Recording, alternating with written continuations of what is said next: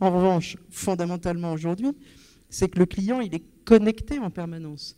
Et donc, on a cette relation directe avec le client et donc une interaction extrêmement forte si on sait la gérer. Et donc, si on est en capacité d'avaler et d'analyser extrêmement rapidement et de manière pertinente les données structurées quanti et les données non structurées, notamment tout ce qu'on récupère sur le web, les verbatims qu'on évoquait tout à l'heure, enfin, que Franck évoquait tout à l'heure. Et donc, c'est ça qui change fondamentalement. Plus tous les connecteurs qui sont partout, on parlait de maintenance, etc.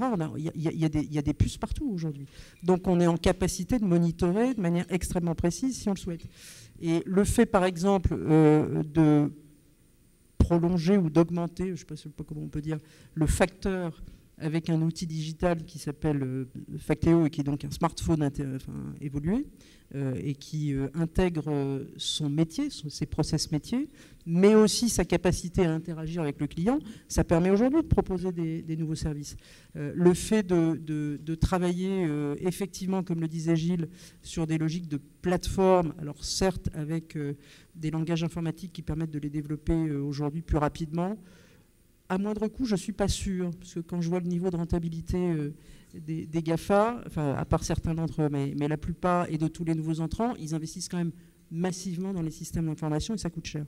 Mais néanmoins, on a la capacité à aller beaucoup plus vite à développer et donc d'avoir la possibilité, comme on l'a montré récemment, et donc on lance le produit là, d'avoir des plateformes de gestion d'objets connectés et de pouvoir lancer un produit comme PostAccess, voilà, qui vous permet de donner accès à votre domicile ou à votre bureau à distance à partir d'un smartphone. Donc ça nous permet d'être extrêmement réactifs et effectivement d'améliorer très significativement, en les transformant, les processus. Et donc de nous ouvrir un champ de service à proposer qui est à la limite sans limite, sans frontières. Voilà, ça permet tout ça.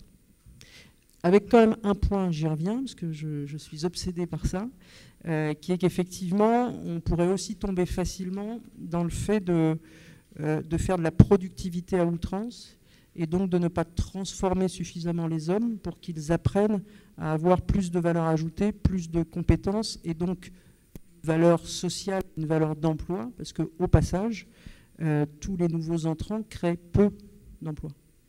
Et notamment les entreprises extrêmement plates, et ça nous concerne tous ici dans la salle, ça a plutôt tendance à écrêter les équipes dirigeantes.